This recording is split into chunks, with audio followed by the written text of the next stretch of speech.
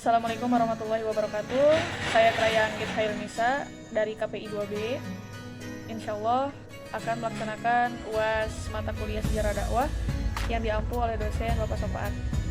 Di sini saya akan menceritakan secara ringkas bagaimana perjuangan dakwah Islam dari masa kepemimpinan Rasulullah SAW hingga saat ini.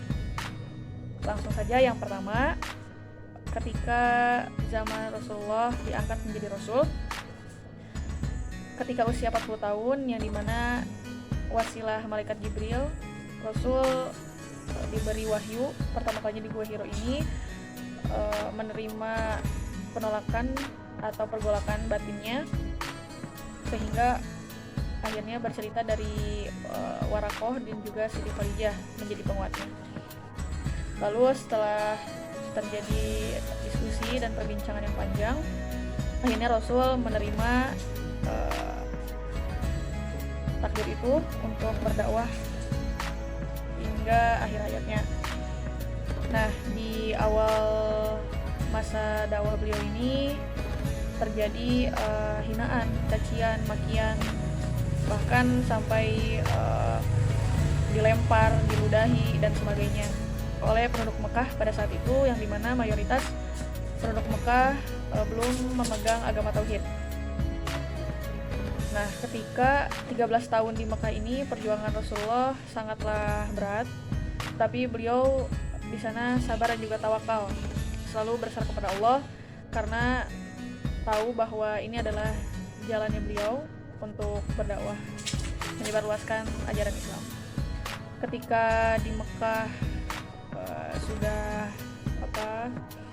lumayan lama, cukup lama, yang tadinya dimulai dari halaqah-halaqah kecil untuk penyampaian Islam, yang dimana halaqah tersebut berisi para asabiqun al-awwalun atau orang-orang yang pertama masuk Islam. Nah, kemudian Rasul ini hijrah ke Madinah,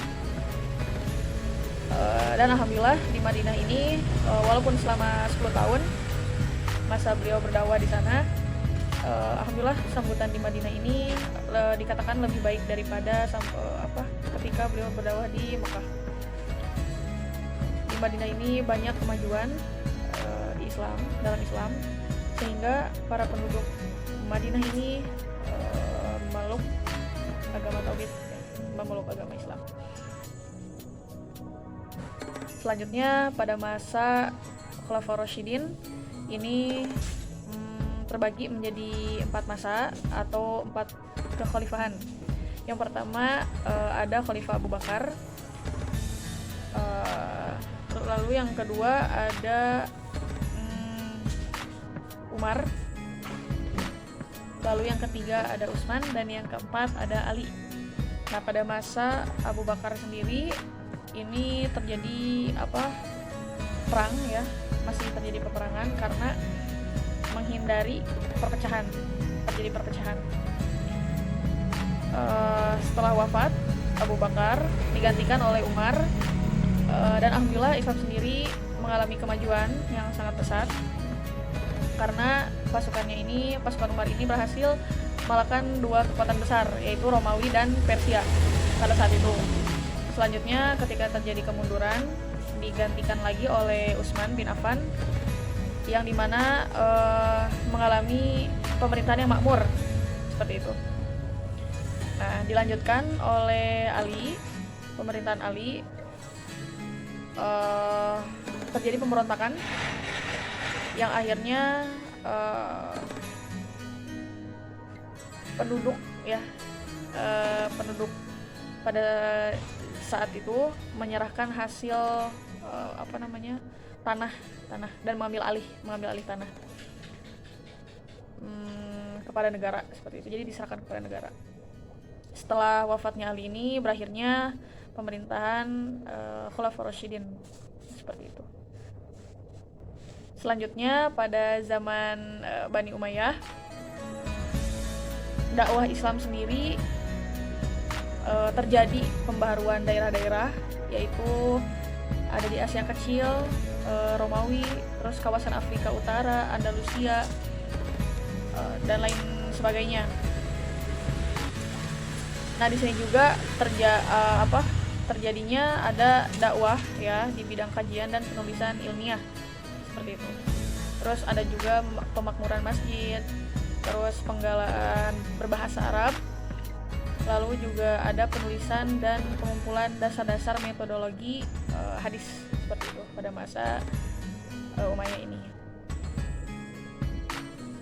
Nah, selanjutnya pada masa dinasti Abbasiyah, Bani Abbasiyah, ini masa kemasannya itu dipionir oleh Abu Abbas dan Abu Ja'far Al-Mansur, yang alhamdulillah karena seni-seni negaranya kuat, nah menjadi masa keemasan yang sangat berjaya pada kala itu, yang akhirnya lahirlah 7 khalifah, yaitu ada Al-Mahdi, Al-Hadi, Harun Ar-Rasyid, Al-Ma'mun, Al-Mutasim, Al-Wasik, dan Al-Mutawakkil. Nah, untuk masa kemundurannya sendiri, ini ada terjadi perpecahan ya di Daulah Abbasiyah itu sendiri karena gaya hidupnya yang mewah, foya-foya, terus pemimpin negara yang tidak menjadi contoh yang baik bagi warganya, dan juga ada serangan dari Mongol dan lain sebagainya yang terjadi hancurnya Daulah Abbasiyah ini. Selanjutnya pada masa kolonial Belanda dan juga Jepang, dakwah Islam sendiri terjadi penurunan atau bisa dikatakan terjadi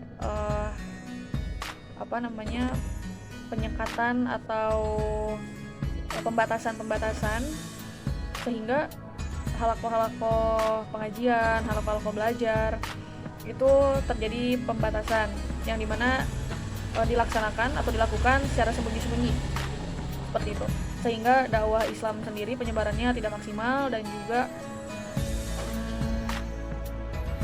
tidak tersampaikan, bisa dikatakan.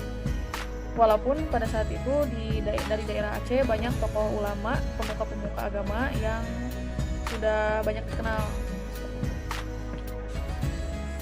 Nah, untuk dakwah Islam sendiri pada zaman sekarang saya katakan juga mengalami penurunan ya, walaupun ada beberapa positif kelebihan-kelebihan, tetapi lebih banyak kurangnya karena dalam penyampaian dakwah sendiri terjadi virtual karena tidak maksimal dalam penyampaiannya.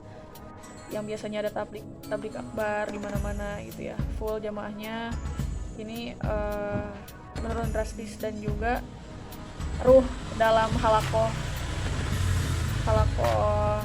perkumpulan itu sendiri tidak ada gitu untuk saat ini. Ya mungkin sekian yang bisa saya simpulkan dari dakwah zaman Rasulullah hingga saat ini. Mohon maaf atas segala kekurangan. Wassalamualaikum warahmatullahi wabarakatuh.